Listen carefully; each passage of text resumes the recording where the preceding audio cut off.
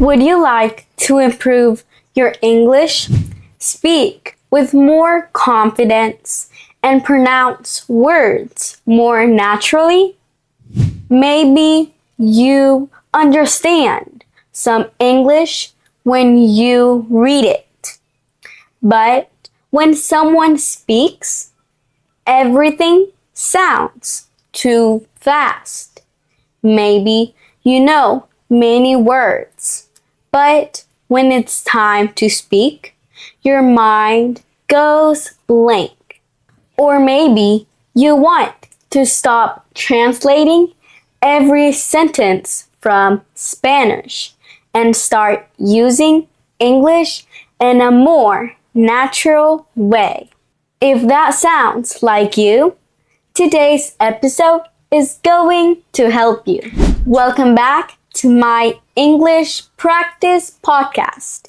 My name is Ellie, and in this video, we are going to practice English through a real life story. Today, we are going to practice pronunciation through repetition, but not in a boring way. We're going to repeat useful phrases inside the story, the same way you would hear them in real life. So, don't just listen quietly. When I give you a phrase, repeat it out loud. You don't have to sound perfect. You just have to practice. Today's story is about a normal day when my mom and I went to the store. We only needed a few things, but you know how that goes. A few things turned into a full cart, a long line, and a funny moment with cookies that were definitely not on the list. But in this first part, we're going to focus on something very important: how to ask for help in English, how to find things at the store, and how to understand simple answers from workers. You will learn phrases like, do you know where I can find? I'm trying to find. This isn't the right aisle. There it is. That's not what we came for.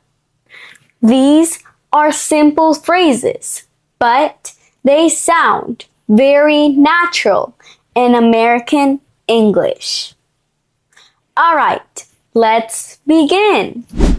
One afternoon, I was at home, sitting at the kitchen table, when my mom walked in with a small piece of paper in her hand. She looked at the paper, then looked at me and said, "Do you want to go to the store with me?" I asked, "What do we need?" She answered, "Just a few things." Now, when your mom says just a few things, you have to be careful. Sometimes that means 2 or 3 items, but sometimes it means you are about to spend an hour walking around the store. I looked at her and said, "Just a few things?" She smiled and said, "Yes, just a few." I didn't believe her, but I went anyway. We got ready, grabbed the keys, and drove to the store. On the way there, my mom started reading the list out loud.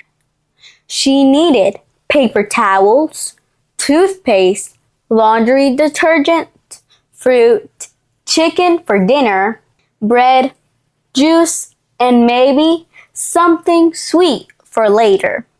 I looked at her and said, "Mom, that's not a few things."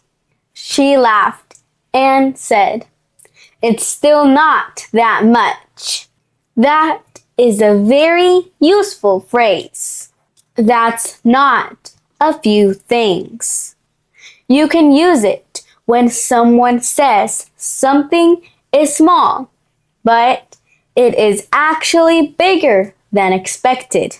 For example, if someone says, "I only bought a few things," but the table is full of bags, you can say, "That's not a few things." Repeat it again. Repeat it naturally. That's not a few things. Good. When we arrived at the store, the parking lot was packed. There were cars everywhere. People pushing carts, kids walking next to their parents, and a few people trying to find a parking spot. My mom looked around and said, "Wow, this place is packed." That phrase is very common. This place is packed. It means there are a lot of people. You can use it at a store, a restaurant, a church event, a soccer game, or even at the mall. The store is packed today. The restaurant is packed tonight. The parking lot is packed. Now repeat. This place is packed. Good. We finally found a parking spot and walked inside. The first thing my mom did was pull out her list and looked very serious, like we were on a mission. I asked, "What do we need first?" She said, "Paper towels." So we started walking. We passed the fruit section. We passed the bread. We passed the snacks, which was dangerous because I was already looking at the chips. Then we turned into an aisle, but it was not the right one. My mom looked around and said, "This isn't the right aisle." That is a useful phrase. This isn't the right aisle. You can also say, "This isn't the right place." This isn't the one. This isn't what I was looking for. For example, if you are at the store and you go to the wrong section, you can say, "This isn't the right aisle." If you pick up the wrong item, you can say, "This isn't the one."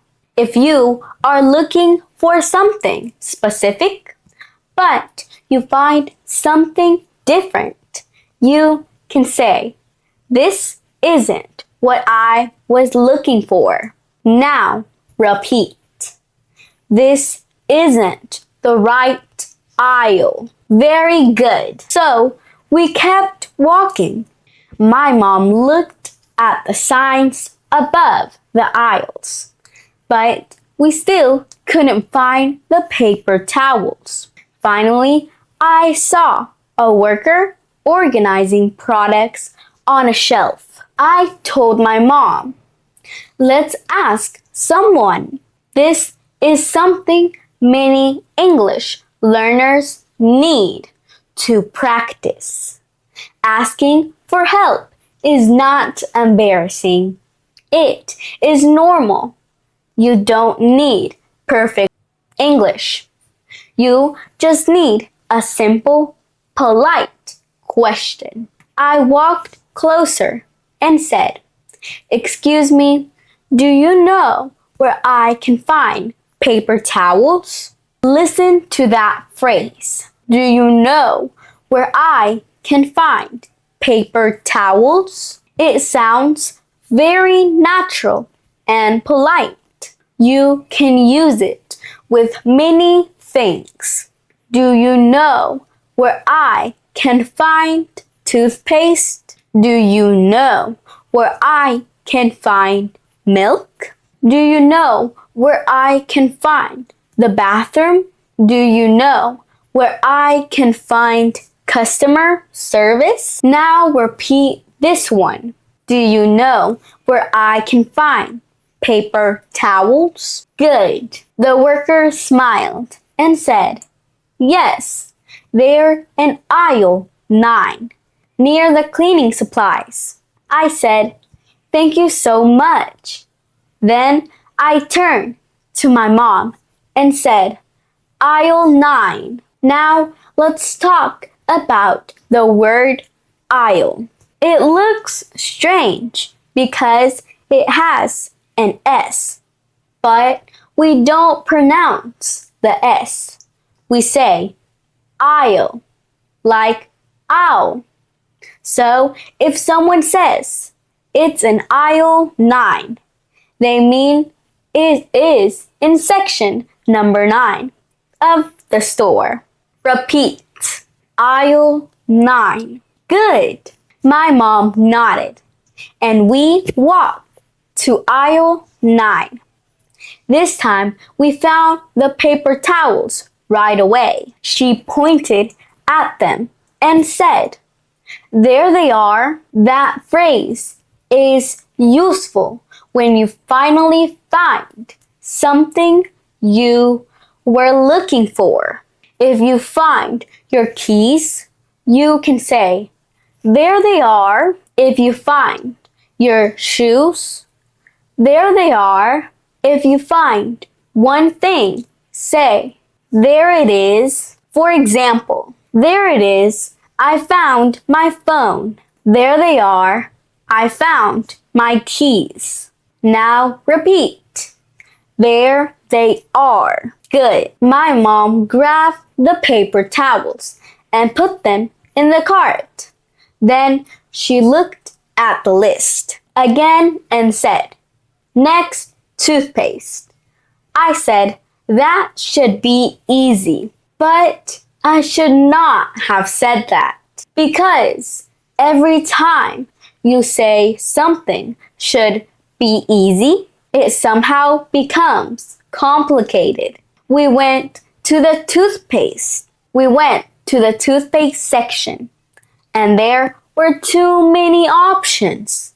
Mint toothpaste, whitening toothpaste, sensitive toothpaste, kids toothpaste, small tubes, big tubes, packs of 2, packs of 3. My mom looked at the shelf and said, "Why are there so many?" I laughed and said, "I have no idea." Then she picked up one box and asked, "Is this the one we usually buy?" That phrase is very natural. Is this the one we usually buy? You can use it when you are choosing something familiar at the store. Is this the bread we usually buy? Is this the coffee we usually get? Is this the brand we like? Repeat. Is this the one we usually buy? Good. I looked at the box and said, "I'm not sure, but it looks familiar." That's a good phrase. It looks familiar. It means you recognize it a little, but you are not completely sure. Maybe you see a person and think, "He looks familiar." Maybe you see a product and say, "This looks familiar." Maybe you hear a song and say, "That sounds familiar." So I told my mom, "It looks familiar." Then she picked up another one and said, "This one is cheaper." I looked at the first one and said, "Yes, but this one is the brand we usually get." My mom thought about it for a second and said, "Okay, let's get that one." This is a very useful phrase when you decide to buy or choose something. Let's get that one. You can say, "Let's get this one." "Let's get the bigger one." "Let's get the cheaper one." "Let's get the one we always buy." Then my mom put the toothpaste in the cart and we moved on. Next on the list was laundry detergent. My mom said, "I think it's this way." I followed her, but after a minute, we ended up in the pet food aisle. I looked at the bags of dog food and then looked at my mom. She looked at me and started laughing. I said, "Mom, unless we're washing clothes with dog food, this is not it." She laughed even harder and said, Okay, I was wrong." That phrase is useful and very natural. I was wrong. It's simple, but people use it all the time. You can say, "I thought it was over here, but I was wrong." "I thought the game started at 7, but I was wrong." "I thought we had milk, but I was wrong." Then I said, "Let's go back and look at the signs." We walked back to the main aisle and looked up. Finally, we saw a sign that said, "Cleaning." My mom pointed at it and said, "There, that's where we need to go." We found the detergent, but now we had another problem. There were so many bottles, and my mom wanted the one that smelled good, but was not too expensive. She picked up one bottle and smelled it. Then she picked up another bottle and smelled that one too. I said, "Mom, are we buying detergent or perfume?" She laughed and said, "It has to smell good." Then she asked, "Which one smells better?" That is a useful phrase. Which one smells better? You can use which one when you are choosing between two or more things. Which one looks better? Which one sounds better? Which one is cheaper? Which one should we buy? I smelled one bottle and said, "This one smells better, but that one is a better deal." Now, let's talk about a better deal. A better deal means you get more value for your money. Maybe one bottle is bigger and only costs a little more.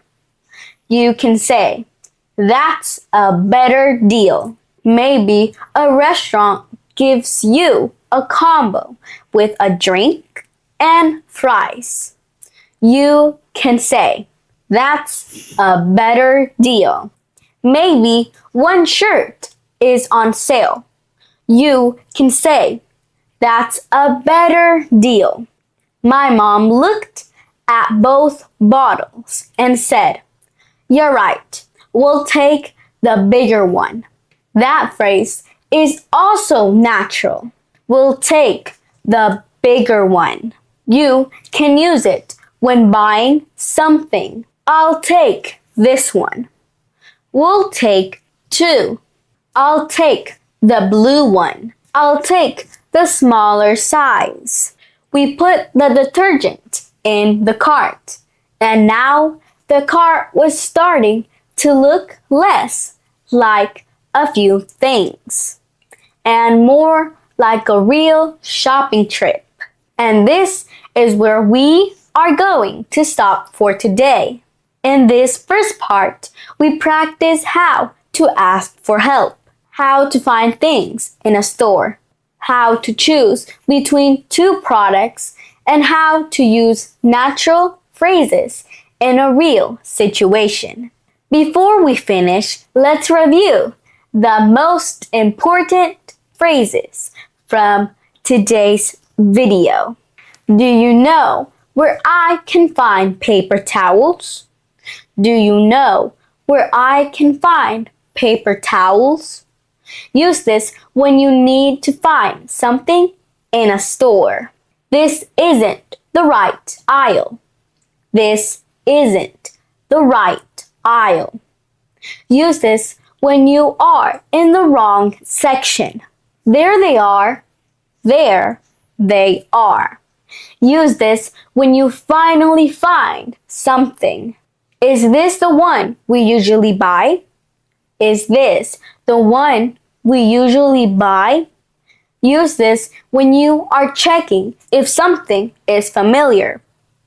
It looks familiar. It looks familiar.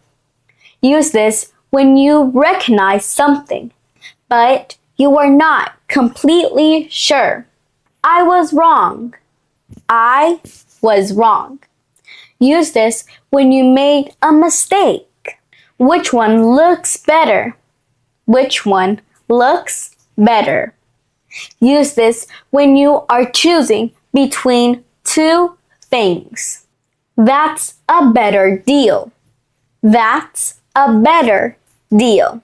Use this when something gives you more value for your money. I'll take this one. I'll take this one.